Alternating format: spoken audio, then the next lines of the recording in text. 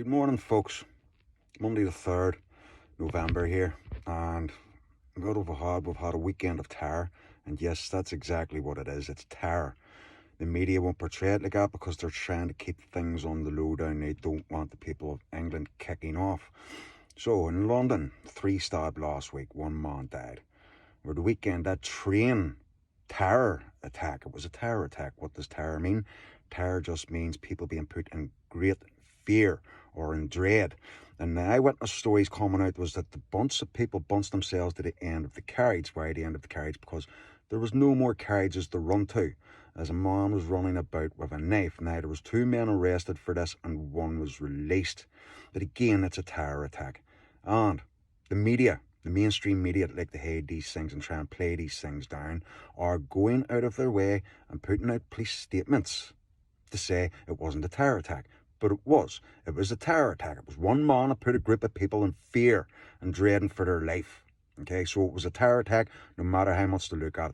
Another video circulated, a guy in a red jacket was just standing, trying to plunge her away at some woman lying on the ground. He was trying to kick back. Folks, this is where we're at now. The people in the UK, Northern Ireland, Republic of Ireland, I think the numbers, down south of the 26 counties, 5 of them are easily populated with the Muslim Brotherhood that have been brought here or that have invaded here. Up in Northern Ireland, it's the same. It's 1 in 6. It's roughly about 1 in 6 are the numbers. 1 of them to 6 of us, okay? Over in the UK, it's 10 to 1. Over in the mainland, England, Scotland, Wales, it's 10 to 1, okay? So once these people get themselves into a position and they decide to call a global jihad, because this is what's going on, we have sleeper cells. They've been here for a long time, a couple of decades at least. They've been mapping, they've been planning out this country. The same over in England. People that do not like us, people that are ready to go to war with us. These are the kind of people that are here, staying in our hotels. People say, where's your proof? Where's your proof? Well, they've been coming out of the hotels, they've been raping our fucking kids, they've been harassing our women, stalking, taking pictures, hovering around schools. Isn't that enough for you? Shouldn't that tell you enough that these people are here to do? And let's not shy away from the fact that they're being strategically placed all around different locations. Now, the talk has come out about military bases. They're going to start filling military bases. Well, it's been the plan all along, hasn't it? There is a mass worldwide agenda, folks, to kill the West, to kill white Christians all across this great earth. That's what their plan is. That's what their agenda is.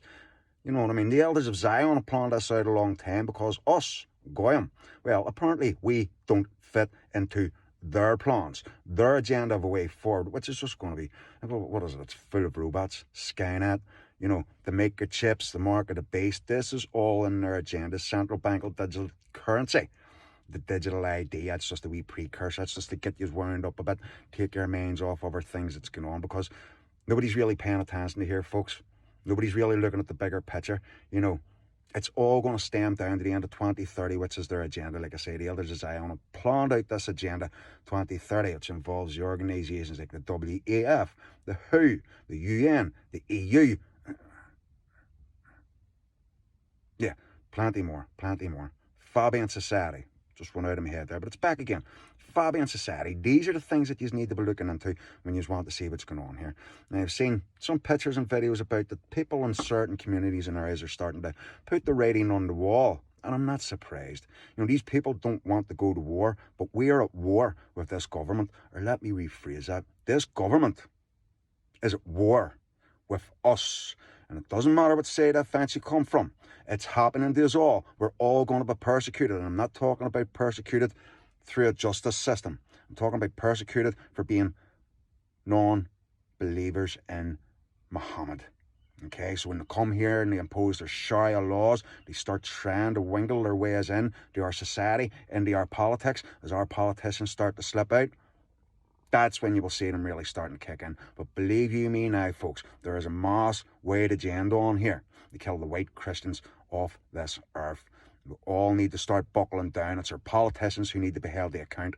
That is a fact, because they're the ones that are allowing this to happen. So it's time everyone, and I mean everyone, started getting together, started uniting and going forward together, because united we stand, divided we fall, folks. God bless.